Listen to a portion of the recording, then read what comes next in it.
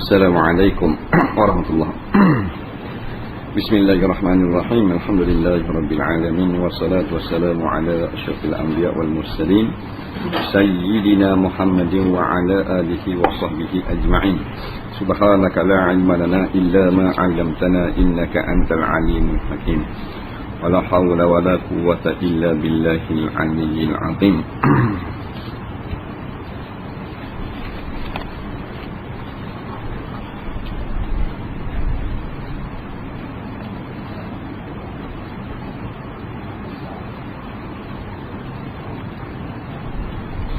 Muka surat berapa?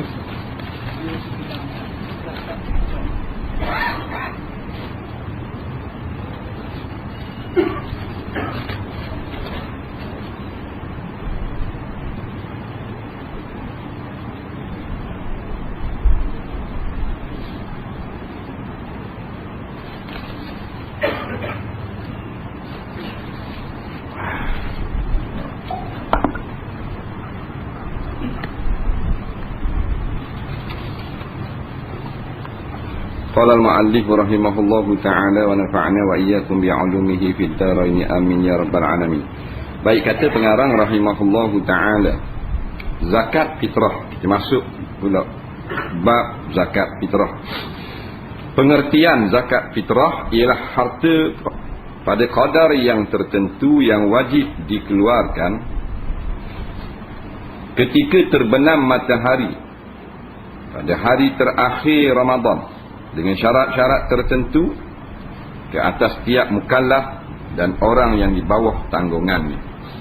Jadi zakat fitrah salah satu daripada zakat yang difardukan ke atas umat Islam. Iaitu wajibnya bila tenggelam matahari pada hari terakhir Ramadan. Maknanya malam raya. Bila sebut wajib malam raya tu wajib zakat fitrah, maka sebelum daripada malam raya sunatlah. Zakat fitrah tu wajib, tapi nisbah waktu tu sunat. Bukan zakat fitrah tu jadi sunat. Kita keluar 2 minggu sebelum raya, zakat fitrah tu wajib lah. Jangan kata sunat, sunat tu keluar awal. Situ sunat. Zakat fitrah tu wajib. Pensyariatannya masyhur dalam as-sunnah bahawa zakat difardukan pada tahun kedua hijrah.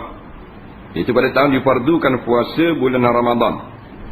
Dalil wajib zakat fitrah ialah hadis Bukhari dan Muslim, yang mana lafaznya oleh Muslim daripada Ibni Umar radhiyallahu anhuma, katanya Nabi SAW telah mewajibkan zakat fitrah pada bulan Ramadan ke atas tiap orang, sama ada orang merdeka atau hamba, lelaki atau perempuan, daripada kalangan orang-orang Islam, dengan 1 gantang tamar atau 1 gantang gandum. Itu dalil disyariatkannya. Jadi termasuk dalam 5 rukun Islam juga. Sebab mengeluarkan zakat tu dia banyak. Zakat perniagaan, zakat fitrah, zakat apa benda ni, ternakan, tanaman. Syarat-syarat wajib zakat fitrah. Zakat fitrah diwajibkan dengan 3 syarat. Yang pertama, Islam. Oleh itu tidak wajib kata orang kafir dengan suatu kewajipan yang dituntut di dunia, berdasarkan hadis terdahulu daripada Ibnu Umar radhiyallahu anhuma. Pertama, Islam. Nak dapat syarat wajib. Kalau kafir tak wajib keluar zakat fitrah, nisbah di dunia. Maknanya jika orang kafir itu duduk dalam sebuah negeri yang diperintah oleh raja ataupun pemimpin Islam, maka tak boleh dikenakan tindakan ke atas kafir ini kerana tak keluar zakat fitrah. Maknanya terlepas daripada hukum dunia. Walau bagaimanapun sebulat suara ulama mengatakan semua orang kafir akan dituntut di akhirat kelak dan akan diseksa, diazab dengan sebab meninggalkan bayar zakat. Dia kena. Jadi bila dia masuk Islam, apa yang telah ditinggalkan zakat ketika kafir tak wajib qada. Sama macam sembahyang. Sama macam sembahyang. Walaupun dia kaya dulu. Dia tak keluar zakat fitrah dulu masa dalam kafir lah. Ini Islam dah ni. Ini dia yakin dah hukum yang terbaik adalah dalam Quran. Dulu tak. Dulu dia kata hukum manusia lebih molek pada hukum hudud. Lepas tu dia masuk Islam. Bila masuk Islam, hak dalam kafir itu Tak kena qada, melainkan kafir murtad. Na'udzubillah. Kafir murtad ni orang Islam dah pada asal, kemudian dia buat satu perkara yang membatalkan Islamnya. Nak asal anak orang Islam, pak orang Islam, tok orang Islam, dia buat satu perkara tu sama ada niat ataupun perkataan atau perbuatan semua berhala. Perkataan lagi kata hukum rotang penzina ni zalim. Zalim dia kata hukum rotang orang zina ni. Maka dia jadi murtad. Kemudian lain ni dia nyesal dah, dia kena qada balik. Pasal tak sah. Dia gitu. Yang kedua, terbenam matahari pada hari akhir Ramadan. Oleh itu, siapa yang meninggal dunia selepas terbenam matahari pada hari tersebut, diwajibkan zakat fitrah ke atasnya sama ada dia mati setelah dia mampu mengeluarkannya ataupun mati sebelum daripada itu. Yang ini wajibnya dengan ada tenggelam matahari. Maksudnya masuk waktu maghrib malam raya, maka datanglah kewajipan keluar zakat. Tarikh akhir keluar zakat semayang raya. Sengaja anjak siapa ke orang semayang raya dah tak keluar juga zakat, berdosa. Kalau terlupa, maka zimmah lekat hutang. Bayar ketika ingat. Mungkin ada hari ni baru orang teringat lah, tak payah terah hari ni. Mungkin tak mustahil tak. Maka malam ni juga keluar.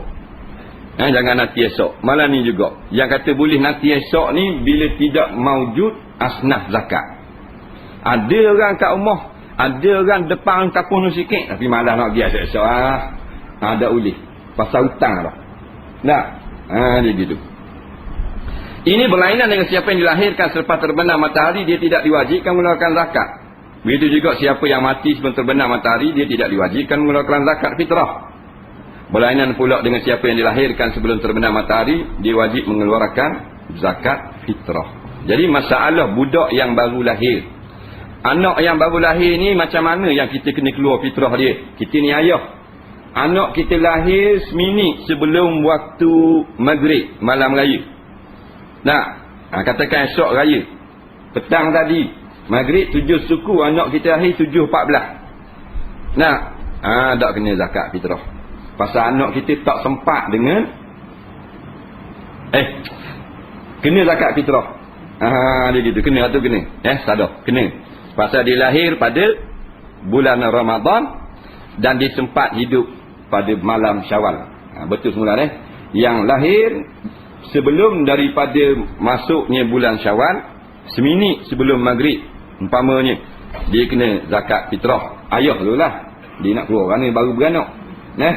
Jadi sebab dia sempat dalam 2 bulan, dia lahir ke dunia, dia dalam hidup dalam dunia ni, dia sempat merasai 2 bulan. Bulan Ramadan dia sempat seminit, bulan Syawal dia sempat. Jadi yang mati sebelum Ramadan barulah yang mati sebelum Ramadan. Maknanya yang lahir selepas daripada maghrib tak kena zakat fitrah. Pasal dia tak hidup pada bulan Ramadan. Dalam perut tak kira. Dalam perut tak kira. Orang bang maghrib dah, barulah dia lahir. Mana dia tak sempat lagi berada di dunia ketika bulan Ramadan. Tak kena zakat fitrah. Dan kalau seletak kena kata setengah ulama. Kejut ke bang garik tu beranak. Faham? Jadi seletak. Sama masuk.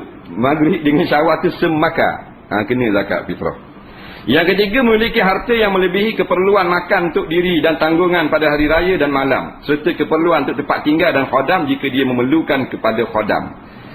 Ni yang kata orang miskin kena zakat fitrah. Dia terima zakat tapi dia keluar zakat fitrah. Nisa je masalah fitrah. Yang ni zakat fitrah ni dikenakan wajib keluar jika kita lebih daripada kemampuan untuk makan minum, tempat tinggal sekadar sehari semalam, iaitu hari raya, malam dan esok siang hari raya. Kita lebih daripada itu, kena zakat fitrah. Contoh, ni malam raya, esok siang raya. Ni malam raya, esok siang raya. Ni 24 jam lah malam ni dengan esok. Dalam 24 jam ni, kita seorang sebatang kara, tak nikah lagi. Mana belanja kita nak RM20 cukup lah. Malam ni dengan siang esok, siapa ke bergarik. RM20. Keperluan hak hajat. Kita ada RM30, kena zakat fitrah. Tapi kalau kita malam ni kita hanya ada 15 riyal. Mana tak siapa pun keperluan yang kita perlu selama 24 jam start pada malam raya, kita tak kena zakat fitrah. Dah keluar juga sunat. Itu maksudnya. Jadi kita kira lah. Kalau kita ni yang mana sekeluarga ada 6 beranak, 2 bini pula, 2 laki bini, 4 anak jadi 6. Jadi perlunya lebih kurang RM50. Makan, minum, tempat tinggal. Kereta TAK 433. Lampu masih menyala. TAK 433. Lampu kereta menyala.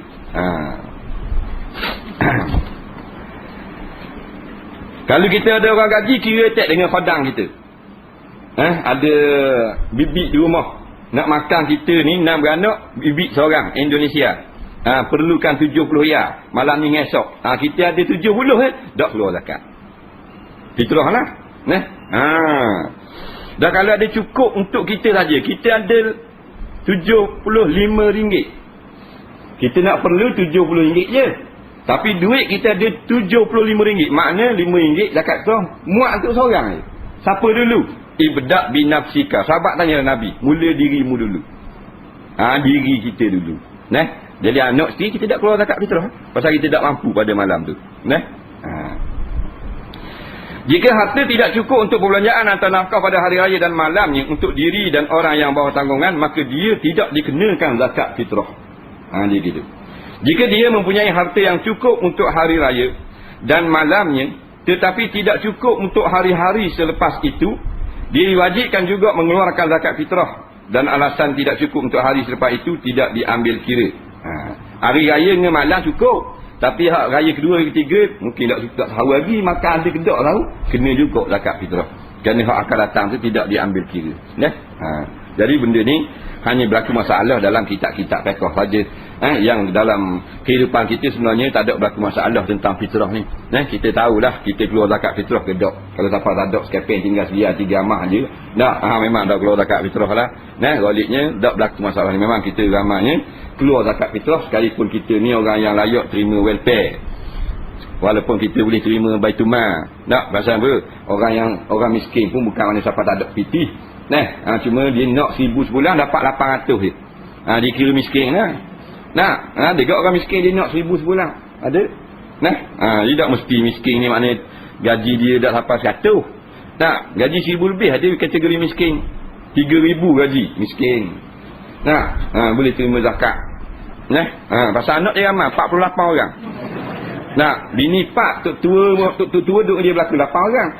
Adik pun nopang dia berlaku 74 orang. Allahu Rabbi, miskin sungguh lah dia 3000. Golongan yang seseorang mukallaf wajib mengeluarkan zakat fitrah untuk mereka. Siapa yang cukup 3 syarat di atas wajib keluar zakat fitrah bagi dirinya, orang yang di bawah tanggungannya, seperti kedua ibu bapa, datuk, nenek, anak-anak dan isteri. Jadi 3 syarat. Yang pertama Islam, yang kedua malam sampai dah waktu maghrib malam raya, yang ketiga lebih daripada keperluan, ada rezeki dia lebih daripada keperluan, zakat tu menjadi kewajipan. Dulukan diri dia, lepas tu isteri dia, kemudian anak-anak dia, kemudian ibu bapa dia. Dan ni guana pula ni, ibu bapa, datuk, nenek kena juga zakat fitrah. Ni ramai kita tak faham. Mungkin tak faham lah. Sebab setengahnya duk faham zakat fitrah ni hanya wajib ke atas anak ni isteri. Dia hak asal anak dengan isteri. Apabila ayah dia, contohlah ayah dia miskin, ayah dia tak cukup pang, orang jenis orang miskin, tak cukup belanja, orang sakit, orang uzur, maka anak lah yang wajib tanggung nafkah ayah. Sebab bila dah wajib tanggung nafkah, wajib fitrah. Dia gitu. Dia fitrah ni dia tak sama macam zakat lain. Dia tak macam kambing, tak macam padi. Zakat fitrah ni siapa yang kita wajib tanggung nafkah, kita kena keluar zakat fitrah bila mari bulan Ramadan. Anak isteri memang tak wajib zakat fitrah. Cuma isteri ni selama-lama. Isteri dia istimewa kan. Selama-lama wajib nafkah. Dia kaya ke, dia miskin ke, Dia kerja esko ke? Nah, bini dia esko. Oh, besar gaji. 7,500 sebulan. Suami ni wajib tanggung nafkah isteri. Maknanya 7,500 tu isteri kata aku tak mau belanja sesen pun. Ada masalah. Wajib atas suami. Dah tua dah, isteri tua dah. Tak kira tua tak tua. Anak lain. Anak kita bila dah besar dan mampu berdikari, tak kena dah dia keluar zakat untuk dia. Tak wajib lah. Nampak? Selama mana dia tak mampu, dia masih lagi belum balik dan tak berkuasa untuk mencari nafkah, kita wajib. Melainkan anak yang cacat, anak bodoh, anak gila. Waktu sampai dia mati, kita wajib tanggung nafkah. Tak? Anak yang mampu berdikari, kita terlepas kewajipan bayar zakat. Bini dah. Sampai ke mati, kita kena tanggung nafkah dia. Anak kita, kerja dah ni, walaupun tak besar, mana kerja, dia kekek. Dia. Nah, maka kita terlepas dah tanggung nafkah anak kita, faham? Bini tak terlepas, dia kaya ke, dia Perdana Menteri ke, nafkah atas suami. Nah, cuma sunat isteri kaya ni, dia keluar belanja. Dia gitu. Kemudian mak ayah kita orang senang. Mana senang bukan orang kaya, orang yang dok kategori fakir miskin. Kita dak wajib tanggung nafkah. Dari biti gak ke mak ayah sunat. Bukan wajib, sunat. Pasal dia lebih pada hak fakir miskin. Sunat beri duit, sunat beri kain ke apa kau andaklah. Beli ikan di atas ke. Tapi kalau dia fakir atau miskin, wajib nafkah atas anak. Kita ada 3 beradik ni kosi. Katakan mak ayah kita hanya dapat 300 bulan pecing ayah. Ayah dulu postman, zaman dulu pas Jepun postman. Gaji masih mati tu 600 seking. Dah pecing 300, boleh separuh. 300 tak cukup. Nak kurang-kurang 300 lagi, 600 baru cukup. Kehidupan sekarang, mak dengan ayah kita, dia hanya dapat 300. 3 beradik kita ni kena wajib keluar 100 orang untuk tampung 300 tu. Tu wajib nafkah. Faham ni? Dia gitu. Kita ada ayah miskin, anak ayah tak cara. Beli baju raya selai kan setahun. Kita ajak raja duduk. Ni bulan-bulan tu dosa pun tak beri tu. Tak beri makan beras ikan apa pasal dia miskin. Dia gitu. Jadi faham. Contoh kata ayah kita miskin, kita tak beri piti, dosa. Kambing kita tak beri nafkah, dosa. Kita beli kambing tak beri makan. Kena pergi ceruk upuk. Nafkah wajib atas orang. Jadi bila ayah mak kita miskin, tok kita, toki kita miskin, kita orang tok miskin, kaya di segi fiqh, kita kena keluar zakat dia. Kita anak ni lah, natu dak terlibat anak ni. Jadi bila kita dah wajib beri nafkah kepada orang-orang ni, dak sah kita beri zakat fitrah pada dia. Gitu pula dikait. Tiap-tiap mereka yang kita wajib tanggung nafkah, tak sah kita beri zakat fitrah kepada dia. Umpamanya mak kita miskin, kita keluar zakat fitrah dia. Kita tanggung nafkah dia. Zakat fitrah tak sah beri dia. Nanti dah beri ke mak, dah mak miskin. Tak. Ada kewajipan dan harta yang lebih tinggi pada fitrah, iaitu makanan, minum dia, pakaian dia, bulan-bulan wajib atas kita dah. Tak tu 300 dah sebulan. Fitrah baru 5 riyal. Jadi fitrah untuk orang lain. Dan kata boleh beri zakat ke anak, ke isteri, bukan zakat fitrah, zakat lain. Anak dia atas jalan fi sabilillah, boleh beri ke anak. Nampak lagi? Boleh beri ke anak. Anak dia perang di Ceceng tu, perang di Afghanistan, ayah kaya, keluar zakat untuk anak, boleh. Dah buat apa kan? Kaya kan anakmu, semua orang kaya, fi sabilillah, bukan atas asnaf fakir miskin. Dia gitu. Ingat orang yang kita wajib tanggung nafkah tak sah beri zakat fitrah. Datuk tua kita miskin, boleh beri zakat fitrah. Datuk tua kita miskin, kita natu tak wajib tanggung nafkah. Anak dia lah wajib tanggung nafkah tak. Pasal tok tua mak tok tua kita miskin. Kita natu je tak wajib nafkah, boleh beri zakat fitrah. Ingat tu.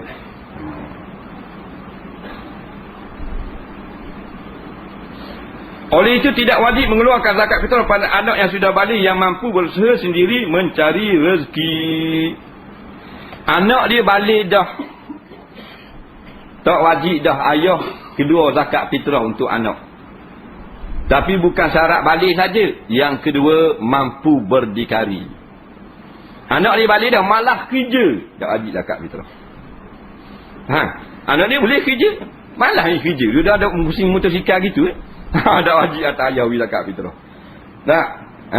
Dah nafkah? Tak wajib juga. Sebab bila tak wajib nafkah, maka tak wajib beri kepada dia zakat fitrah.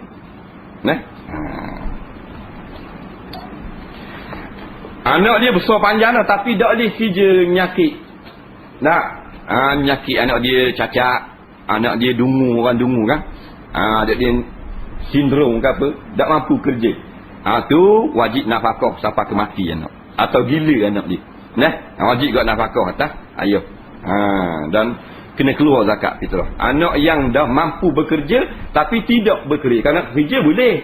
So dah 18 dah umur, malah kerja pada lepak rumah gitu. Banyak anak lagu tu.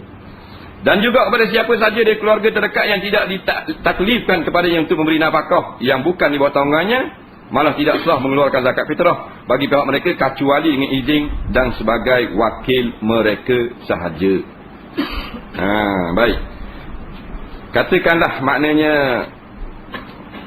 kita nak keluar ayah kita bukan miskin, bukan fakir, kita nak keluar zakat fitrah, tak wajib keluar.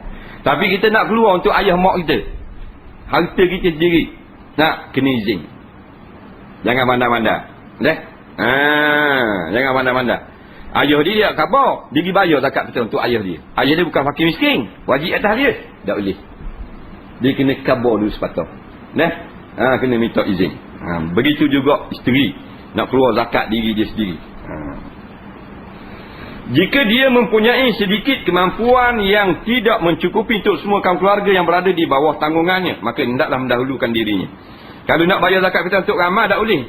Seorang boleh. Diri kita dulu nombor satu. Orang lain kediam. Kemudian isteri. Bila kita cukup untuk 2 orang je, zakat fitrah kita dulu, isteri kita dulu. Kemudian anak yang kecil. Anak kecil ni anak belum balik. Ayah dulu, kemudian ibu. Ayah mak miskin belaka, tapi mak tu seorang, ayah dulu. Dan seterusnya anaknya yang telah dewasa yang tidak mampu usaha sendiri mencari rezeki. Lepas tu dia ada anak dia hok gila, hok bingung, hok dungu, kediam tu. Zakat fitrah jenis dan kadarnya. Jenis dan kadar zakat fitrah ialah segantang makanan asasi bagi sesebuah negeri yang mukallaf itu bermukim. Jadi ini mengikut berdasarkan hadis Ibnu Umar radhiyallahu anhuma yang telah lalu dan hadis Bukhari daripada Abi Sa'id Al-Khudri radhiyallahu an, katanya kami telah mengeluarkan zakat di zaman Nabi SAW pada hari raya fitrah segantang makanan kami ialah gandum, anggur kering, keju dan tamar. Gantang yang digunakan oleh Nabi SAW menyamai 4 cupak. Ia menyamai 3 altar ataupun lebih kurang 2,400 gram. 2,400 gram. 2 kilo, 2.4 kilo. 2.4 kilo. Sebab itulah tengah-tengah Tok Guru dia kata, segatang Baghdad ni sama lebih kurang 2 kilo setengah. Lebih kurang 2 kilo setengah. Tapi orang buat 3 kilo dia keluar. 3 kilo tu lebih lawan ni pula, lebih jadi sedekah sunat. Dia alwi korang ni biar lebih. Biar lebih. Jangan bila nak keluar zakat betul-betul suka.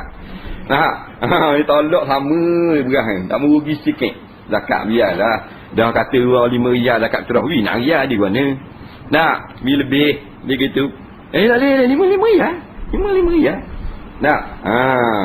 Alif kita nak lebih. Kalau dia beli maknanya wah duku. Orang pun bubuh mana 3 kilo. Dan balik tuan dia habis dah bubuh 3 kilo dah supik. Kita pula dia genggang 6 gigi buh sendiri. Berpok lepas lah supik. Tuan dia tak kata apalah. Kita sendiri dia buh. Dah gua ni dah boleh kita sendiri buh. Kena tuan dia buh. Tuan duku tu buh lebih. Kita mana boleh. Dah kita buh orang tak tergamuk nak kata apa. Malu mata kau. Jangan buat kerja gitu. Ada hak jenis kedekut, ayah buka kedai, anak beli, ambil gak posen. ayah tak kedah nak beli jeruk kelubi getu. Nak bayar poseng kaya. Nah. Makanan asasi di negara kita sekarang ialah gandum. Negara mana ni? Di Jordan. Kita ni kita Jordan. Gandum. Oleh itu zakat fitrah yang wajib ke atas setiap individu ialah sama dengan 3 altar dan wajib, dan dalam mazhab Syafi'i tidak memadai jika dikeluarkan dengan nilai keluar pitih. Bukan mesti keluarkan makanan asasi bagi sesebuah negeri itu sendiri. Jadi dia tak tetap. Pada zaman Nabi SAW, sahabat makan tamar, kurma, keluar kurma. Kalau kita negeri kita asasi, makanan asasi maksud makanan yang menjadi makanan yang penting atau asas bagi penduduk negara itu. Kita berah. Berah. Kalau di Rusia gandum. Sebahagian daripada Eropah makan kacang. Ni keluar kacang. Kalau negeri yang makan gandum, wajib keluar gandum. Negeri yang makan beras, keluar beras. Negeri yang makan tamar, keluar tamar. Atas makanan asasi. Kalau negeri yang makan ubi kayu, negeri itu banyak makan ubi. Papua New Guinea, keluar ubi. Dalam pendapat yang muktamad di sini mazhab Syafi'i, tak bolehlah keluar dengan pitih. Dah kita nak keluar pitih ni lagu mana ni? Pakai bayar pitih ni. Walau bagaimanapun di zaman sekarang, tidak mengapa kita mengikut mazhab Abu Hanifah radhiyallahu an. Ni khilaf ni menjadi keringanan dalam masalah tersebut, iaitu harus mengeluarkannya dengan nilaian, keluar dengan nilai. Nilai harga segantang 2,5 kilo beras yang kita makan RM5, keluar RM5. Ini kerana pada hari ini mengeluarkannya dengan nilai yang lebih memberi manfaat kepada orang fakir daripada makanan asasi dan lebih dekat untuk mencapai matlamat yang diharapkan. Itu sungguhlah kata setengah fuqaha Syafi'i pun membenarkan pendapat ini. Jadi hak kita baca kitab Fiqh Mahaji ni, kitab fiqh mazhab Syafi'i dah. Tak usah bimbanglah. Masalah taklid pendapat mazhab Hanafi yang mengatakan sah kita pakai keluar duit nilai daripada zakat yang perlu kita keluarkan. Katakan kita wajib negara kita ni makan beras, kena keluar beras. Banyak mana? Segantang Baghdad. Segantang Baghdad timbang kita lebih kurang maknanya 2,5 kilo. Harganya RM5 umpamanya. RM5 tu sah. Bahkan sebahagian daripada fuqaha mutaakhirin mazhab Syafi'i pun cenderung kepada pendapat Abu Hanifah. Zaman sekarang lebih-lebih lagi orang kalau pitih menjadi kemudahan dia dapat duit. Dapat beras. Beras banyak dah nak makan, boleh duit, senang nak belanja. Ni dijual beras pula kadang-kadang. Dia nak jual beras. Pasal apa jual beras? Nak beli baju raya anak. Jadi beli duit, beli baju raya selalu. Walau bagaimanapun, kalau nak fatwa, pendapat yang muktamad iaitulah wajib dengan makanan itu sendiri. Kalau masalah kita nak taklid, tak ada apa-apa, boleh taklid sebarang pendapat yang sah daripada mazhab-mazhab yang lain. Waktu mengeluarkan zakat fitrah, waktu wajib telah pun kita nyatakan, iaitu mula terbenam matahari pada akhir bulan Ramadan. Sebelum terbenam matahari sunat. Waktu harus mengeluarkannya ialah di sepanjang bulan Ramadan dan hari raya pertama. Masuk bulan Ramadan harus dah keluar zakat fitrah, keluar awal. Setengah ulama fatwa pula afdal keluar awal. Kalau lewat-lewat sangat pamalan raya, kadang-kadang duit atau zakat kita tu tak dah sampai pun pada tangan orang yang berhak. Melainkan seminggu 2 lepas raya baru sampai. Jadi diberi hak lain dulu. Sepatutnya hak kita keluar tahun tu dia pakai dulu buat beraya. Kadang-kadang duit hak kita keluar tahun ni raya zakat, tahun depan baru bagi. Jadi semolek-moleknya kita keluar dululah. Dan kalau nak keluar sendiri, ada sebelah rumah orang susah, afdal. Kalau kita pergi atas surau, belum tentu lipat balik siapa ke dia. Kena molek, dia tak dapat pun. Padahal miskin. Kita buat apa tak dapat? Ada dera rumah je. Tak dapat. Dia ni main tengok dera. Kalau masuk dalam tengok gambar tu, ada dinding, balik awal tu. Siap jawab. Kalau tak dapat buku tek, tak dapat buku tek. Jadi kalau musim-musim nak minta buku tek, waktu turun lah gambar tu guru. Buh gambar sambil belu. Jangan awak kan. Ikhtiar hidup dia panggil. Komando lagi kalau dah kelapa orang boleh makan ular. Nah, kita buat turun store gambar je gua ni. Nah, nak berkutik sangat. Kita tak main tu, kita berani pun minta kat kutik. Tak payah minta lah. Dah membekeng. Waktu wajib telah pun kita nyata lah. Waktu haru pula, iaitu awal Ramadan. Waktu sunat keluar ialah pada subuh hari raya sebelum keluar untuk sembahyang hari raya. Ini dinyatakan dalam hadis Ibnu Umar dan juga dalam hadis riwayat Bukhari. Dan baginda memerintahkan supaya kamu menunaikan zakat fitrah sebelum orang ramai keluar pergi sembahyang. Waktu makruh mengeluarkannya ialah selepas sembahyang hari raya hingga akhir hari raya. Sekiranya dia melewatkannya hingga lepas daripada itu, selepas terbenam matahari pada hari raya, dia berdosa dan wajib mengqadanya. Walau bagaimanapun zaman Nabi SAW kita tak boleh nak ikut, pasal dia orang mari berkumpul pada hari raya untuk terima zakat selepas sembahyang hari raya. Kita ni bukan lepas sembahyang bagi zakat. Sebaik-baiknya kalau bolehlah seminggu ke sebelum hari raya. Kita sampaikan dah zakat kita. Kalau siapa tu pada tangan asnaf lebih baik. Kalau negeri tu yang maknanya tidak dilakukan pembahagian dengan adil, maka tak apa kita bayar di tempat lain yang kita rasa di sana lebih adil. Sebab kita tak ambil zakat kita, tidak diagihkan dengan betul. Tapi kalau kita setakat keluar zakat fitrah, tak payah cari banyak keluarga lah. Kita ada keluar 6 beranak, 6 kali 5 baru RM30. Tak usah buat maknanya 6 keluarga RM5 seorang. Buat sekeluarga saja. Biar dia padang dapat RM30 tu, dah beli beras, buat tapir, buat apa. Daya aceh banyak. Hak aceh banyak ni jenis qasim, amir yang dikumpulkan, amir yang dilantik, yang dapat banyak berlari-lari. Hak tu baru aceh banyak. Mana kalau kita ada zakat pendapatan pun, kalau ada 500 riyal kena keluar tahun ni, padang sekeluarga yang susah pada anda kat rumah kita. Kerana 500 riyal tu sebenarnya banyak benda tu memberi manfaat kepada dia. Kalau 50 riyal tak jadi apa. 50 riyal setahun dia dapat dan awak benda. Anak 30 riyal dah selipas. Mak 15 tinggal 5 riyal peristiwa air pun. Ayah dah nak beli piyah. Jadi kalau kita terlupa, maka tak berdosa tapi wajib qada. Kalau sengaja buat lupa, berdosa dan wajib qada. Itu saja. Walaupun kita baru teringat sekarang, 2 tahun lepas kita dah ingat nak keluar zakat fitrah. Sekarang ni kena keluar. Malam ni juga kat pergi pas mayang tanya mana orang miskin. Keluar juga. Esok boleh tentu kita hidup lagi. Dia gitu. Dah kena ganda tak? Tak kena ganda zakat fitrah. Hak kena ganda ni fidyah puasa je. Walaupun kita teringat 20 tahun lepas tak ingat bayar fitrah, tetap juga 2,5 kilo dan segatang baredak. Kemudian korban. Masuk bab korban. Kita baca sikit bab korban pasal sesuai dekat nak korban ni. Patutnya kita baca awal ada bab korban. Tak apalah. Pengertian korban. Korban ialah binatang yang disembelih yang terdiri daripada unta, lembu, kambing untuk mendekatkan diri kepada Allah pada hari raya. Baik. Korban maknanya kita sembelih binatang-binatang an'am, tujuan takarrub, dekatkan diri pada Allah pada hari tertentu, itu hari raya korban. Maknanya hari raya korban tak boleh sebarang hari. Kita nak lakukan korban tak boleh sebarang hari, nak pilih-pilih ikut suka tak boleh. Kemudian satu mata-mata sembelih tak jadi korban. Dia kena niat nak mendekatkan diri pada Allah. Dan mana maksud korban? Tujuan dia saja ikut orang korban kek jadi gitu. Nak cari pahala, nak dekatkan diri pada Allah dengan sembelih korban ikut syariat Nabi Ibrahim. Alaihi wassalam. Baik. Binatang pula, binatang mesti binatang korban. Kalau bukan binatang korban, tak boleh. Walaupun mahal daripada binatang korban, tak sah juga. Dah pahala boleh hak makan korban? Boleh. Boleh hayang, niat korban tak jadi. Tapi makan korban boleh pahala. Dia kena binatang korban. Unta, lembu, biri-biri, kambing. Mengikut mazhab Syafi'i, hak paling banyak daging, hak tu paling afdal. Maka unta paling afdal.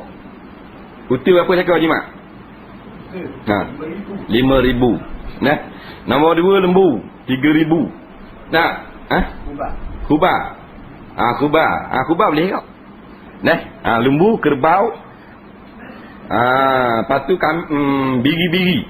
Biri-biri dia banyak daging pada kambing. Last kali kambing, mais dia panggil. Kambing kapur tu dah. Kambing semua takir.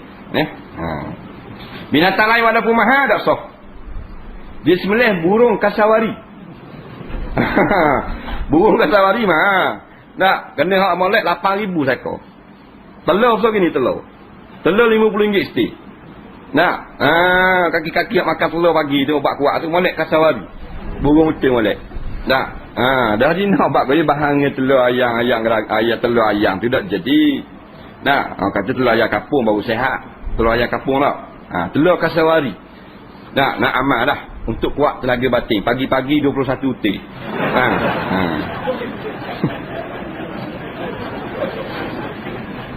Kerah kejung tu duduk situ. Nah. Dalil disyariatkan iaitu firman Allah Azza wa Jalla, fasalli li rabbika wanhar. Maka dirikan semayang kerana Tuhanmu dan berkorbanlah. Ni semayang raya, dan lakukan korban. Perintah wanhar ini perintah sunat, tak wajib. Maksud berkorban mengikut pendapat yang paling sahih ialah mengorban atau menyembelih binatang korban. Imam Bukhari dan Muslim meriwayatkan pula Nabi SAW telah berkorban dengan menyembelih 2 ekor kibas yang berwarna putih dan tanduk. Inilah binatang kibas yang paling afdal, iaitu kibas yang gemuk dan pula warna putih selepu dan ada tanduk. Nak comel. Baginda sendiri yang menyembelih kedua-duanya. Nabi sembelih dengan tangan Nabi sendiri. Baginda telah menyebut nama Allah, bertakbir sambil meletakkan kakinya di atas tengkok kibas tersebut. Sunat letak kaki di atas kok. Hikmat disyariatkan, seharusnya kita ketahui bahawa korban merupakan satu ibadah pada Allah Ta'ala macam ibadah sembahyang juga. So dia. Dan hikmah cara serta faedah bagi suatu ibadah selain daripada hikmat untuk menyatakan pengabdian diri yang tunduk pada Allah, iaitu satu perkara yang pasti ada pada setiap ibadat yang disyariatkan. Di antara hikmah yang paling unggul dan jelas yang berkaitan dengan ibadat korban ialah menghidupkan erti pengorbanan yang besar yang telah dilaksanakan oleh Nabi Ibrahim AS ketika Allah mengujinya dengan perintah supaya menyembelih anaknya. Kemudian Allah menebusnya dengan suatu penyembelihan yang agung, seekor kibas yang diturunkan oleh Allah, dan memerintahkan Nabi Ibrahim menyembelih sebagai tebusan kepada anak. Semuanya berlaku setelah Nabi Ibrahim dan anak Ismail AS berusaha melaksanakan perintah Allah dengan keimanan yang benar dan yakin. Jadi kita ikut, kita hidupkan balik. Ini panggil menghayati. Menghayati bukan tafakur, bukan fikir. Menghayati itu mengulangkan balik biar berlaku sungguh. Iaitulah zaman Nabi Ibrahim dengan anak Nabi Ismail. Bila suruh sembelih anak, Allah tukar dengan kibas.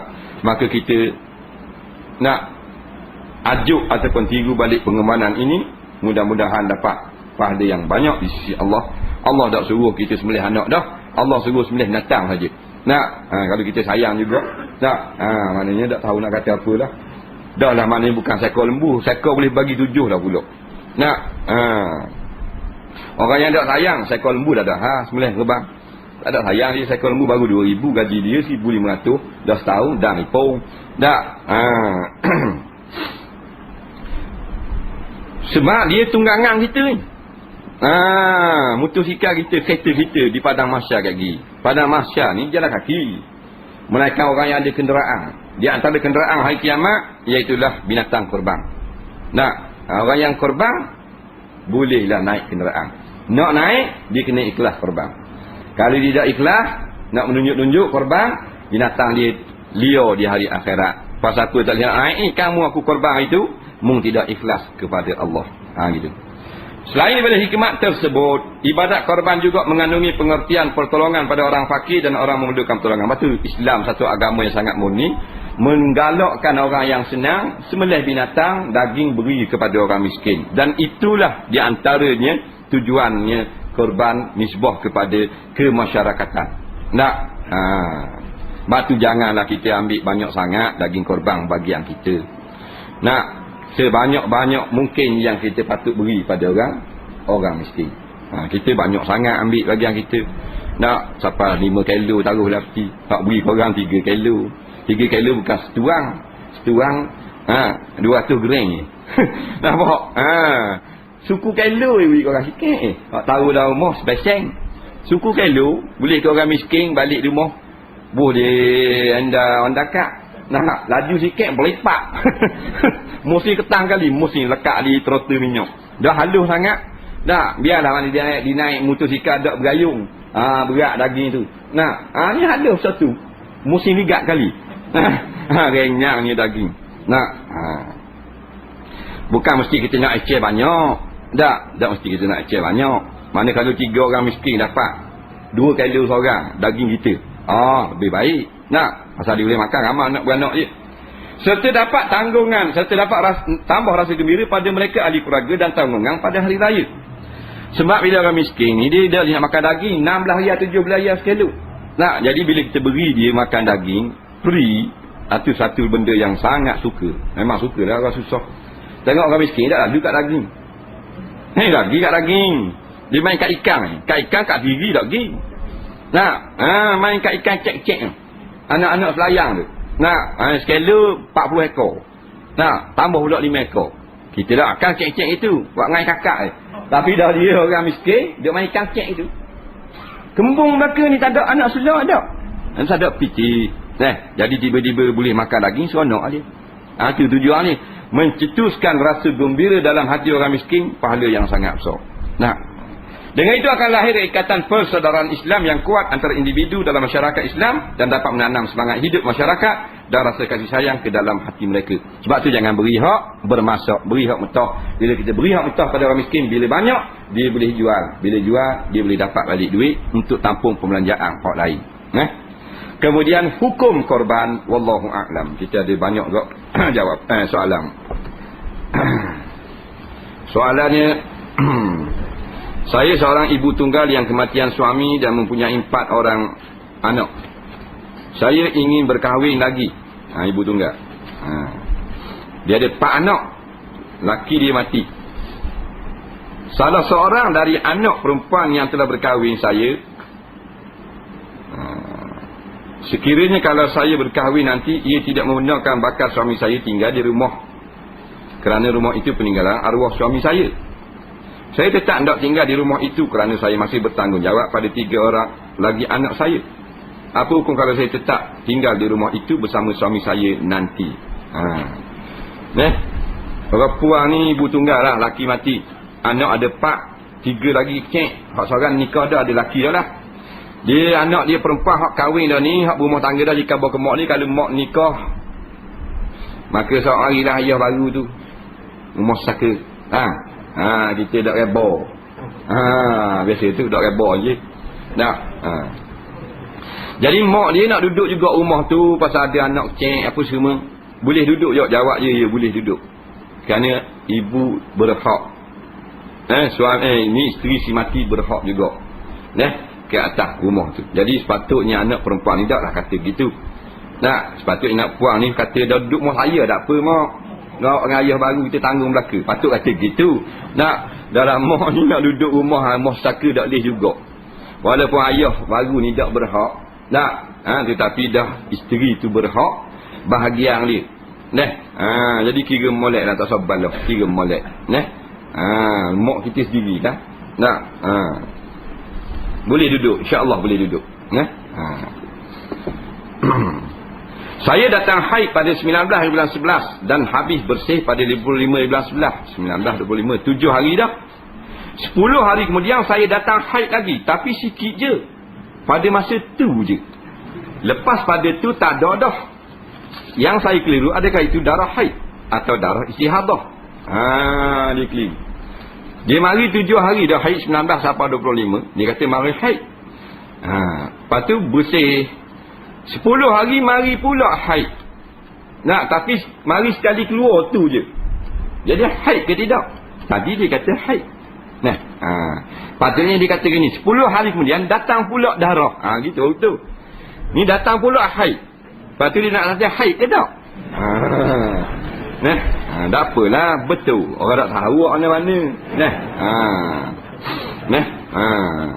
Ni orang haid ni, awet ni.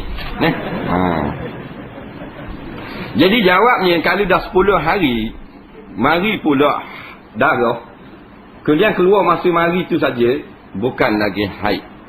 Dia kalau datanglah 10 hari selepas 7 hari, 10 campur 7, bukan. Dia haid ni paling lama 15 hari. 15 hari. Jadi kalau keluar dah 7, lepas tu rehat 10 hari pula. 7 campur 10, 17 dah. Mari balik bukan haid. Dia antara berhenti haid 25 bulan, nak mari haid pula paling cepat 15 hari. Faham tak? Kena 15 hari. Tapi kalau datang haid selepas 3 hari rehat, umpamanya dia keluar 7, 3 hari rehat keluar pula. Keluar pula tu baru kita boleh nak hukum haid ke tidak. Keluar pula pada hari yang ke-11. Contoh, 11 tak sampai hari 15, kemungkinan haid. Maknanya keluar 7, rehat 3, jadi 10. Hari ke-11 keluar pula. Kalau keluar pula 24 jam, masih lagi haid. Kerana hari ke-11 belum sampai 15. Nampak? Tapi kalau keluar pula, walaupun hari ke-11 ataupun hari ke-8, hari ke-10, tetapi sekejap saja, bukan haid, istihadah. Istihadah. Dia nak keluar pula, dia mestilah sehari semalam barulah haid. Katakan 7 hari keluar, hari ke-7 berhenti, hari ke-10 mari pula, mana 3 hari rehat dah. Hari ke-10 tu keluar 5 jam sahaja, bukan haid. Tapi kalau hari 10 tu keluar sehari semalam, maka haid lah. Dah 3 hari tu, 3 hari dihukum hari yang suci dalam musim haid. Nampak lagi beza? Tapi hak ni bukan haid, keluar sekejap saja, setelah 10 hari berhenti, dipanggil istihadah. Bila istihadah, masuk waktu sembahyang, basuhlah. Basuh. Kalau dia keluar tak berhenti, kena kacawak. Kalau basuh tu berhenti, tak payah kacawak, dan kena sembahyang macam biasa.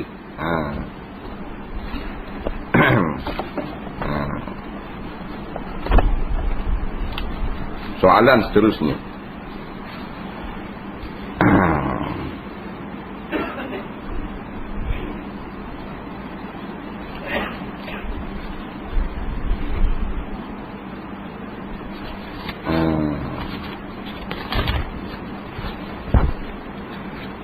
Akad nikah yang sesuai mengikut bulan Islam. Ada yang kata bulan naik, ada yang kata bulan turun. Bagaimana Ustaz? Baik, ditanya masalah nak akad nikah bulan naik, bulan turun. Mak, orang nikah bulan naik, bulan turun. Bulan naik, bulan turun. Ya? Bolehlah ke? Dia tak kira nikah bulan naik, bulan turun ni. Tak. Tak kait dengan bulan naik, bulan turun. Biasanya bulan naik, bulan turun ni orang apa benda ni, orang bekang. Tak. Darah beku, darah cair banyak darah. Tak. Dia gitu ikut bulan. Darah bulan naik, bulan turun ni orang tak kira nikah. Tak kait dengan nikah ni kalau nak menaik turun dikira ekonomi. Ekonomi turun, so nikah lagi. Gitu. Tak ada mana pun dalam hadis menetapkan bulan ni untuk bernikah. Cuma ulama-ulama menyebut yang paling afdal saja. Bukan hadis, kataan ulama bulan Syawal. Itu saja. Kerana banyak berlaku zaman Nabi dan zaman sahabat nikah bulan Syawal. Bukan mesti lagu tu. Dia gitu. Pusaka pula dah. Pusaka tanah peninggalan orang dulu-dulu, ada yang kata sudah jual tapi tiada hitam putih. Macam mana ajak sumpah tak mahu? Kini didiami beberapa generasi. Payahlah beberapa generasi. Payah nak kira dah kalau beberapa generasi. Orang yang maknanya yang makan akad jual beli tu ada kedok lagi tak ada. Kalau ada boleh sumpah. Orang yang beli, orang yang menjual, dia kena bersumpah. Tak, bersumpah. Bukan sumpah dumah. Depan qadi ni. Bersumpah depan qadi. Gitu. Tak mau sumpah tak boleh. Bila siapa yang enggan bersumpah, maknanya dia di pihak yang batil selalu dah. Dia gitu. Dia kata dia bayar dah. Dah sumpah. Wallahi demi Allah. Dah kata demi Allah lu. Dah mau kata mu bayar dah. Tu aku tak berani. Tak berani nampak tak bayar. Dia gitu. Sebab dia asal tak mau balas Islam ni, tapi dah balas sangat, sumpah. Dia gitu. Wasiat pada waris supaya tanah itu diserahkan pada Baitul Mal. Boleh, patutkah diserahkan semua? Jadi balas-balas sangat pergi ke Baitul Mal. Tak, tengoklah kalau ada waris, semua waris setuju, maka boleh. Jadi kalau ada waris yang tak setuju, tak boleh. Lepas tu kena muafakat antara segala waris. Waris dia berhak belaka. Tapi bukan dah veto. Mana kena sepakat belaka. Kalau tak setuju nak suruh Baitul Mal tak boleh. Kalau ada waris yang masih belum balik tak boleh. Dah lewat kira lagi. Saya musafir hari Jumaat, bolehkah saya solat Jumaat jamak takdim qasar dan asar? Dengan asar. Bagaimana niat ni? Boleh lah. Dia solat musafir Jumaat, berhenti sembahyang Jumaat, lepas sembahyang Jumaat, sembahyang selalu bangun terus sembahyang asar 2 rakaat. Tak, masa solat Jumaat tu niat gini, aku sembahyang fardu Jumaat jamak dengan asar. Nampak? Makmum. Gitu. Habis salam tak payah imam, tunggu imam berwirid, kita terus bangun dah sembahyang asar 2 rakaat. Niatnya aku sembahyang fardu asar jamak dengan Jumaat. Nampak? Gitulah. Qasar kalau nak qasar. Kalau tak mau qasar 4 rakaat. Yang kedua, bila kita niat solat jamak takdim atau takhir qasar selepas bangun daripada salam yang pertama, adakah kita kena niat pula untuk solat yang kedua dan bagaimana niatnya? Kita lihat ni pendapat yang paling merangkumi semua pendapat-pendapat ulama, itulah kita niatkan pada kedua-dua solat. Iaitu solat yang pertama jamak takdim, mula-mula kita solat zuhur, aku sembahyang pada zuhur jamak dengan asar qasar. Kemudian habis sembahyang asar pula, aku sembahyang pada asar jamak dengan zuhur qasar. Dia gitu. Soalan seterusnya.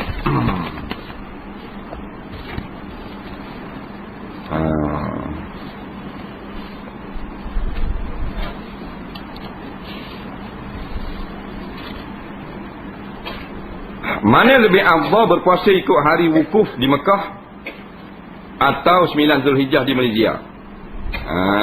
Bolehkah terangkan? Baik. Masalah ni dia tiap tahun jadi perbalahan. Pasal hari wukuf dia tak sama. Dengan tempat kita. Jadi kedua-dua pendapat ini ada dalil masing-masing. Iaitu pada hari Selasa hari wukuf. Jadi kalau puasa Arafah pada hari Selasa sepatutnya.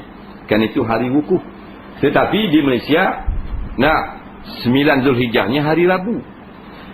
Jadi takkan nak puasa hari Rabu sebelum puasa hari Selasa dah ni sehari pula sebelum daripada hari raya. Jadi orang yang di Mekah, berhampiran negeri Mekah tak ada masalah. Masalah kita yang Nusantara jauh ni. Jawabnya, apa yang dapat kita dengar daripada ulama-ulama. Fatwa-fatwa yang terkini, kedua-dua pendapat ni betul belaka ada sandaran masing-masing. Jadi kita yang di Malaysia ni, kita berhari raya pada hari Khamis, maka sah kita berpuasa sunat pada hari Rabu. Kerana puasa sunat yang akan Nabi kerjakan puasa Arafah sebelum hari raya. Jadi kalau raya hari Khamis, puasa hari Rabu. Pendapat yang pertama tadi pula mengatakan sebaiknya kita puasa pada hari Selasa dan kita berhari raya pada hari Khamis. Kerana tak salah kita korban pada hari Tasyrik. Cuma kita takut salah kita berpuasa pada hari raya. Kerana hari Khamis, hari Rabu adalah hari raya. Jadi kalau kita duduk sini kita pergi puasa kena pada hari raya. Haram puasa hari raya. Pendapat yang kata tak apa pula, pasal kita ni ikut matlamat peredaran bumi masing-masing tak sama dengan terbit matahari. Nak dapatkan 10 Zulhijjah mesti dapatkan 1 Zulhijjah. Nak dapat 1 Zulhijjah mesti dengan ru'yah, dengan tengok anak bulan. Orang yang tak nampak maka disempurnakan akan bulan Zulkaidah 30 hari. Sebab tu berlaku lewat pada setengah negeri yang tak nampak 1 Zulhijjah. Bila 1 Zulhijjahnya lewat, maka 10 hari Zulhijjahnya lewat dah. Maka hari wukuf 9 Zulhijjah pun lewat juga. Jadi kedua-dua pendapat ni adalah benar belaka. Kita duduk Malaysia, puasa raya hari Khamis, nak puasa hari Rabu pun boleh. Setengah orang kata nak ambil cermat, nak puasa pada hari Selasa supaya tak jatuh pada hari raya pun boleh juga. Nak kata afdal belaka lah, mengikut pendapat masing-masing. Puasa nak ambil cermat tak ada masalah. Hak mana-mana satu jatuh. Apakah hukum bagi orang yang mengaji tapi menggunakan slang Melayu dan tidak slang Arab? Seperti yang dituntut oleh baginda Nabi SAW. Yang kedua, apakah jadi kalau dalam hatinya sering berkata yang boleh merosakkan akidah, bukan i'tiqad, tapi kalau dia ni duduk-duduk saja hatinya tiba-tiba berkata macam-macam. Biasalah orang awam ramai hati gelap sikit. Lepas tu hu dia tu. Benda pula. Mana sedih aku hu sedih baik. Baca Quran ni dia tak boleh slang. Tapi bacalah qadar yang kita mampu untuk meniru bacaan bahasa Arab yang sebenar. Qadar mana yang kita dapat? Mana kalau kita sengaja buat slang Melayu, slang orang putih, tak boleh. Hukumnya haram. Tapi kalau kita dah cuba baca, duk guru kita pandai lah dia sebut. Tapi bila kita baca jadi macam Melayu, orang panggil lagu Melayu. Bunyi Jawi, tu tak ada salah tu. Bunyi Jawi, tak ada salah. Bahasa Arab lain, kita ada slang. Kalau bahasa Quran, dia bahasa yang satu. Cuma bunyinya saja kalau orang Arab, dia panggil lenggok Arab. Luhun Arabi. Kita orang Jawi ni, kena banyak mengamati, dengar, banyak duduk belakang tok imam Arab, baru boleh tiru luhun Arab. Zayyinu aswatakum biluhunil Arabi. Perhiaskanlah suara-suara Quran kamu dengan lenggok-lenggok Arab. Nabi kata, sunat bukan wajib. Bukan wajib, tak ramai imam dapat lenggok Arab ni. Tak ramai. Orang Arab saja yang bunyi lenggoknya Arab. Kita ni hak dak Arab, Tuhan beri maaf. Cuma jangan seneleng buat gini macam cakap Melayu. Melainkan kita berurusan macam biasa. Cakap biasa tak apa. Nampak? Contohnya macam perkataan-perkataan dalam Quran, kita buat keluar perkataan tu asal memang dalam Quran, tapi kita cakap bukan tujuan baca Quran, cakap semata-mata berbual sama kita. Macam Islam dalam Quran, inna dina indallah al-islamu. Kita pun baca slang inna dina indallah wal islam. Tak boleh. Apa Islam itu? Kota baru. Tak boleh, haram. Dan kalau cakap biasa dalam ngajar, orang Islam ni ke, tak salah tu. Tu bukan niat baca Quran. Nampak? Dia gitu boleh.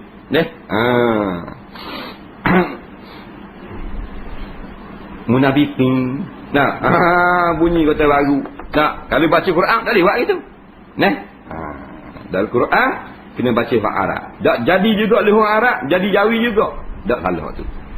Cuma sunat tiru gaya Arab. Dia gitu.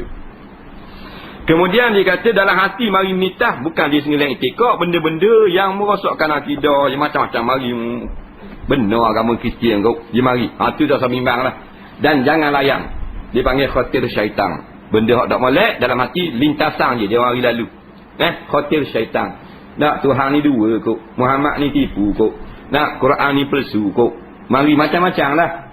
Hak tu semua adalah buat mari daripada endeng syaitan, supaya kita layang je, nak merosakkan kita. Jadi biar dia berlalu saja, tidak diambil kira pun di sisi Allah Ta'ala. Jangan kita dipegang. Dia panggil khatir syaitan. Yang kita perlu layang, ilham malaikat. Mari dalam hati, suruh pergi surat, suruh sedekah, suruh derma, suruh baik dengan orang. Tu kita pergi layang.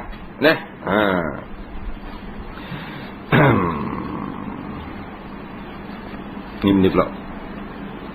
Hari itu Ustaz ada pernah beritahu yang ada hadis Nabi SAW berkenaan dengan kereta. Sampai sekarang Ustaz tak beritahu lagi hadis itu. Beritahulah sekarang. Sudah kerja lah. Ada kita pun lepas cakap tau. Ada sungguh kita khabar itu. Ada khabar hadis bab kereta. Ada khabar itu. Beritahulah sekarang.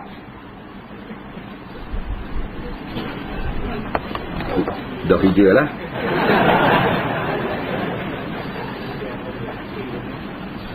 Hadis ni kita baca lama dah, kalau tak silap 13 tahun dulu. Jadi tak apa ingat. Pasal kita dulu banyak baca buku. Baca habis cuti tinggal. Tak uka dah. Baca lain tinggal. Kalau tak silap lah. Kitab kita ingatnya kitab. Kitab tu dah disebut dalam kitab Aqidatul Mu'min. Pengarangnya Syekh Abu Bakar Al-Jazair. Hadisnya riwayat Imam Ahmad. Kalau tak silap seorang lagi Imam Tabarani. Imam Ahmad dan Imam Tabarani. Baik. Katanya dalam hadis itu Nabi SAW bersabda. Sayakunu fi akhiri ummati rijalun yarkabuna ala suruji ka ashbahir rihali yanziluna biha ala abwabil masajid. Itu Sayakunu fi akhiri ummati, lagi akan berlaku pada umatku yang akhir-akhir, yang kemudian, zaman kemudian. Rijalun, beberapa orang lah, orang-orang lah, rijal mana orang-orang, orang pada masa itu. Yarkabunas suruj, mereka itu menaik satu kenderaan yang ada tempat duduk. Karihali, tempat duduknya sedap duduk. Nampak? Tempat duduk sedap. Nah, ada orang kata uta. Nah, kan uta. Yang zilu nabiha ala abwabil masajid. Boleh berhenti depan pintu masjid. Jadi tertunggu-tunggu umat Islam. Kenderaan apa ni? Nah, kenderaan apa? Nah, akhirnya terbitlah pada abad yang ke-13 Hijrah ataupun abad ke-20 Masihi. Nah, jenis kenderaan panggilnya kereta atau automobil. Syekh Abu Bakar Al-Jazair mengatakan inilah kenderaan automobil kereta yang ratusan tahun ditunggu-tunggu oleh umat Islam setelah mendengar hadis riwayat Imam Ahmad tersebut. Nah, dalam Musnad Imam Ahmad dia kata hadza hadithun sahihun. Hadis ini adalah sahih. Nah, dan kalau kita nak panjang lebar, kita rujuk kitab Aqidatul Mu'min Syekh Abu Bakar Al-Jazair, panjang lebar dan beberapa kali diulang perkataan kereta. Nah, ada orang kata uta kot, uta orang kaya-kaya boleh berhenti kot depan masjid zaman Nabi. Tak, zaman sahabat. Ada orang kata kuda kot. Tak, zaman sahabat. Maka ulama-ulama menjawab bukan, kerana sambungan hadisnya berbunyi lepas pada yang zilu nabiha ala abwabil masajid, belakang tu kata nisa'uhum kasiyatun ariyatun. Tapi orang puang mereka itu pakaiannya mendedahkan aurat. Maka bukan zaman Islam, zaman kita leli. Dah, iaitu kereta. Tok lelaki pas depan masjid turun degung kacing pintu cermin depan kereta. Bini kembar ratung beli kuih. Bini anak puang pakai luar pendek. Ayah main depan masjid, parking dalam masjid belakang kereta. Bini lengan pendek pakai. Anak luar pendek berlari 100 meter. Nisa'uhum kasiyatun ariyatun. Isteri-isteri mereka itu mendedahkan aurat. Tak berlaku kata Syekh Abu Bakar, zaman Nabi isteri pakat mendedahkan aurat dada. Bila sebut isteri mendedahkan aurat, kena pada kereta zaman itu. Tu sungguh. Tapi Nabi tak kata kereta. Dia kata gitu. Nah, kita pun tak berani nak kata kereta. Nah, Syekh Abu Bakar Al-Jazair sebut dalam kitab dia Aqidatul Mu'min. Nah, boleh rujuk di sana. Sesat masalah Allah debolnya ada. Nah, munculnya.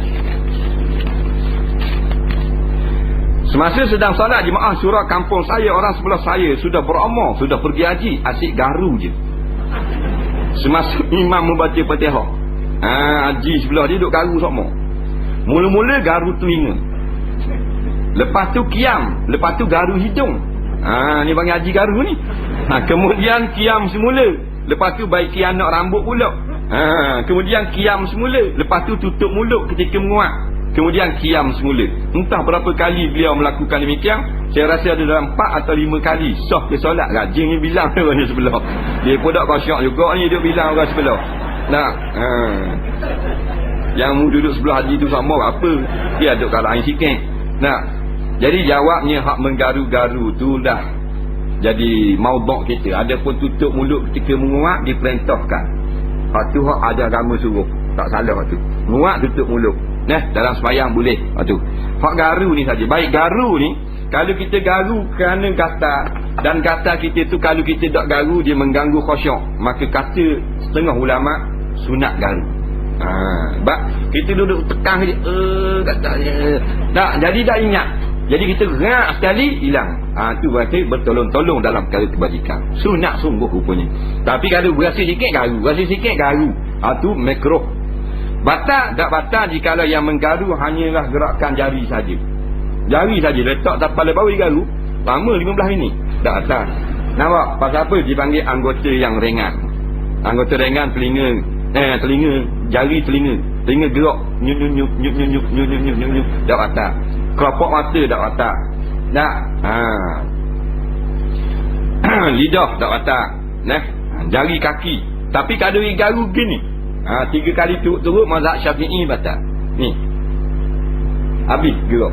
Adapun tak gerak situ gini. Haji.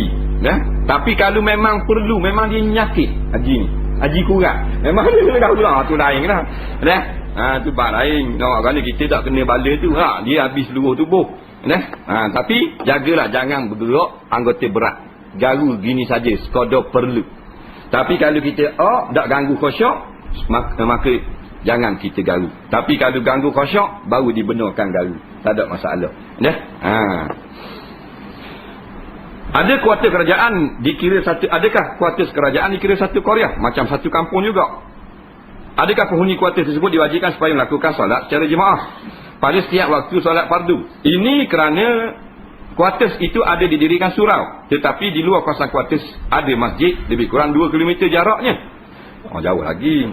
Kuartus itu ada 6 blok, setiap blok 20 buah rumah, tapi tak semua rumah ada penghuni. Adakah menjadi fardu kifayah bagi setiap penghuni kuartus tersebut menjalankan solat fardu secara jemaah pada setiap waktu di kuartus tersebut? Orang ni rajin ni, dia naik molek komputer. Dia kata jauh lagi 2 km ada masjid, tapi dalam kawasan kuartus tu dia ada suradah. Ada lebih kurang 6 blok, 20 buah rumah. Jadi maknanya kat 100 orang jugalah. Ya, memang dikira satu kampung lah kalau dalam satu pagar kawasan gitu. Kerana terasing daripada luar. Jadi semuanya kaum laki-laki yang sihat dalam kuartus tu terkena tuntutan fardu kifayah untuk mengimarahkan solat fardu di dalam surau dalam kuartus tu. Masing-masing tak wajib sekurang-kurang pun sebahagian dari mereka kena tunaikan fardu kifayah supaya terlepas daripada orang lain. Memang kena. Bukan mana bila kuartus muduk keng tak ada hukum fardu kifayah. Tak ada. Fardu kifayah ni kena pada segala negeri seluruh dunia. Bila ada satu kawasan penempatan yang dibinakan satu tempat khas untuk berjemaah, maka kena fardu kifayah. Kawan saya ada beritahu beliau dengar satu hadis bermaksud lebih kurang gini. Barang siapa dengar azan tapi solat di rumah, maka di akhirat nanti akan dicurahkan timah mendidih ke dalam lubang telinganya. Betul ke ni? Hadis ini bukan hadis sahih. Hadis yang sahihnya ialah hadis tentang la salata li jaril masjid illa fil masjid. Tidak boleh, tidak jadi semayang, tiada semayang mereka jadi semayang bagi jiran masjid melainkan di dalam masjid. Hadis itu saja sahih. Cuma ulama mentakwilkan maksudnya tidak sempurna semayang di rumah kalau dekat dengan masjid. Pergilah solat sempurna dengan cara berjemaah di masjid. Imam Hanbali mengatakan semayang di rumah dekat dengan masjid hukumnya haram walaupun sah.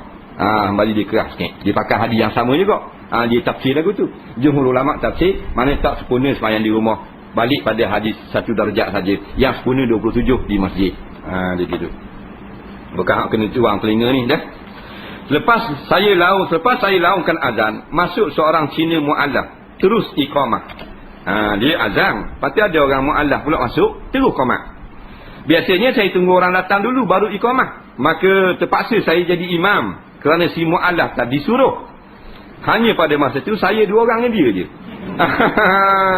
Jadi cerita. Selepas solat saya dapati ada dalam 5 orang makmum, termasuk yang sokmo jadi imam kat situ. Selepas wirid secara ringkas saya pun suruh orang lain baca doa.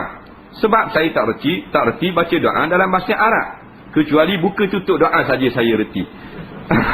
Biasanya saya baca doa dalam bahasa Melayu je. Bila solat sorang-sorang.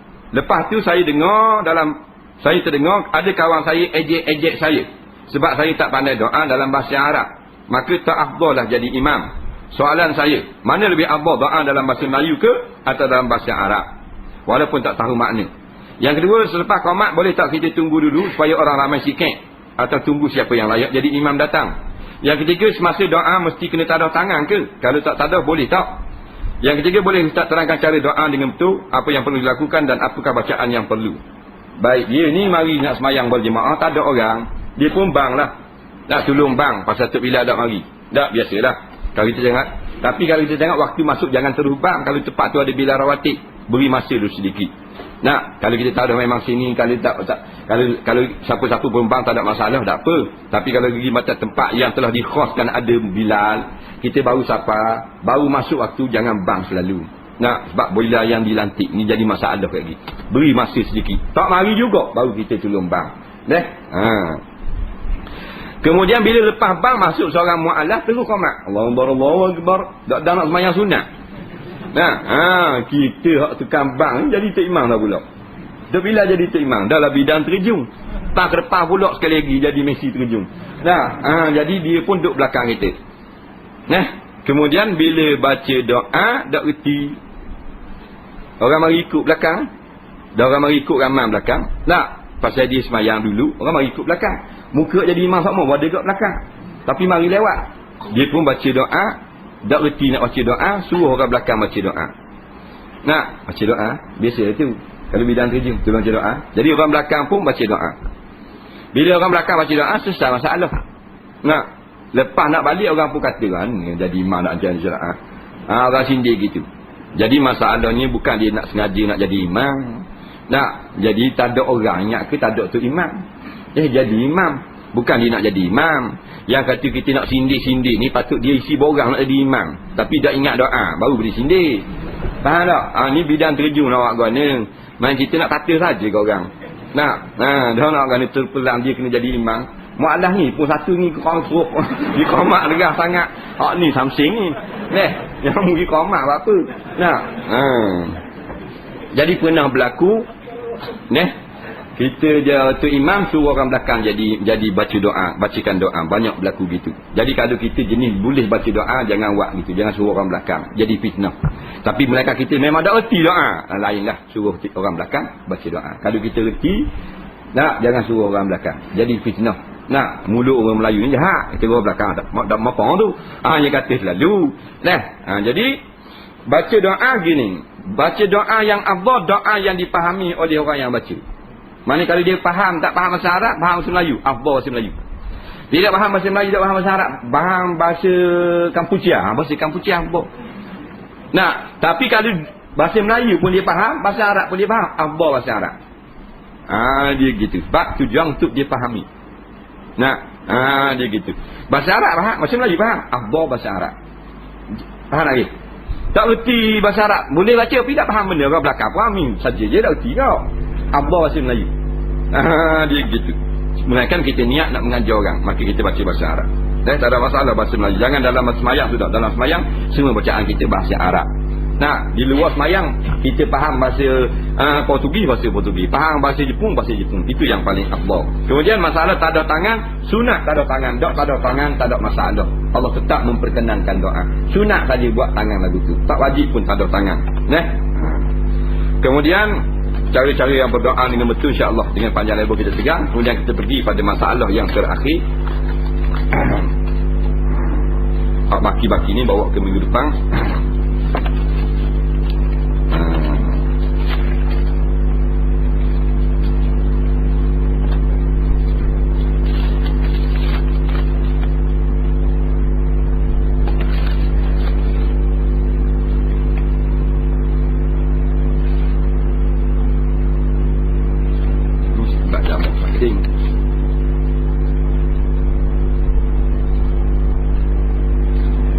Baik. Pendek-pendek tu.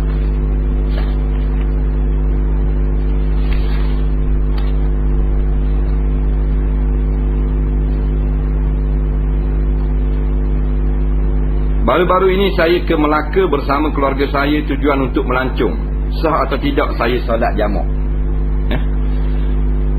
Saya pergi ke satu tempat untuk melancong. Saya tersedar tiba-tiba ada tiang salib. Saya tidak tahu bagaimana, Ustaz. Adakah saya berdosa? Baik. Soalan terakhir, hak tak sempat ni kita jawab minggu hadapan insya-Allah.